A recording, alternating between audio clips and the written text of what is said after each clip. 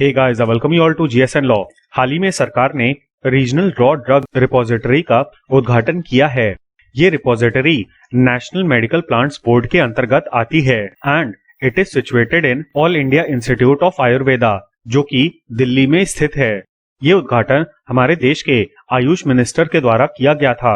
अब देखिए, पिछले कुछ समय में नेशनल मेडिसिनल प्लांट्स बोर्ड ने देश में 2 रिपोजिटरीज प्रपोज की थी, जिसमें से RRDR हमारी सेकेंड रिपोजिटरी है and it will be dedicated to trans Ganga plain region. अब देखिए, इस रिपोजिटरी को एस्टैब्लिश करने की शुरुआत 2016 में ही हो गई थी, जब नेशनल मेडिसिनल प्लांट बोर्ड ने एक नेशनल रिपोजिटरी और रीजनल रिपोजिटरीज एस्टैब्लिश करने की बात की थी for usage in Ayush medicine. अब यहाँ पे आप ध्यान देंगे तो योग को इंक्लूड नहीं किया गया है, बिकॉज योगा की ही एक ब्रांच है आयुर्वेदा।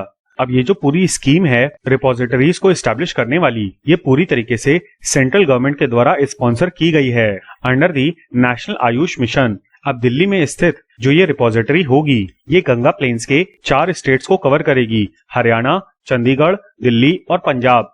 अब देखिए, रिपोजिटरी का अर्थ क्या होता है। रिपोजिटरी हम किसी भी उस एस्टैब्लिशमेंट को कहते हैं जहां पर एक पर्टिकुलर चीज का कलेक्शन किया गया हो।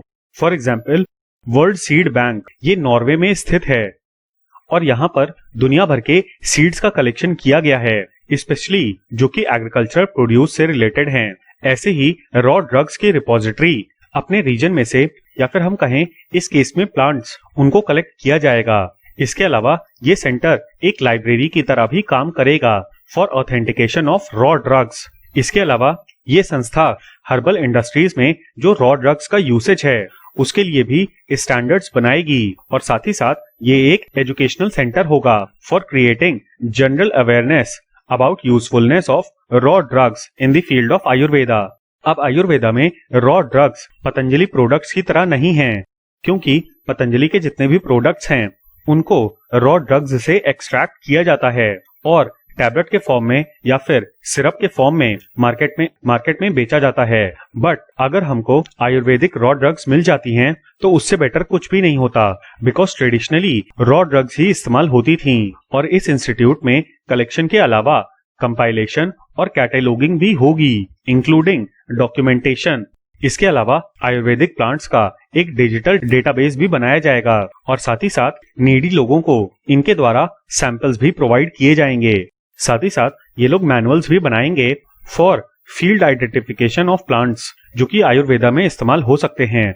इसके अलावा इन सारी रॉ ड्रग्स को टेस्ट भी किया जाएगा एज पर दी इंटरनेशनल स्टैंडर्ड्स, ताकि हमें पता चल सके कि रॉ ड्रग्स में कौन से पेस्टिसाइड रेसिड्यूज हैं, हैवी मेटल्स हैं या फिर माइक्रोब्स हैं। बात करें नेशनल मेडिसिनल प्लांट बोर्ड की, तो ये 2004 में एस्टैब्लिश किया गया था under the ministry of Ayush, और ये मेडिसिनल प्लांट से रिलेटेड जो भी मैटर्स हैं उनको कोऑर्डिनेट करता है।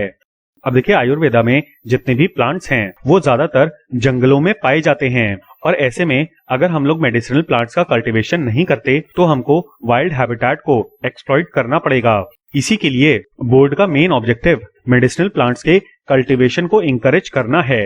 इसके अलावा इन आयुर्वेदिक मेडिसिन की क्वालिटी, सेफ्टी और एफिकेसी को स्टैंडर्डाइज करने के लिए ये लोग एक GACP नाम का फ्रेमवर्क डेवलप कर रहे हैं। GACP का फुल फॉर्म है good agriculture and collection practices. तो ये था हमारा analysis regional raw drug repository का। उम्मीद है कि आपको ये वीडियो पसंद आया होगा। इस वीडियो का PDF आपको हमारे टेलीग्राम चैनल पे मिल जाएगा। और हाँ, please don't forget to like, share and subscribe. Thank you. जय हिंद।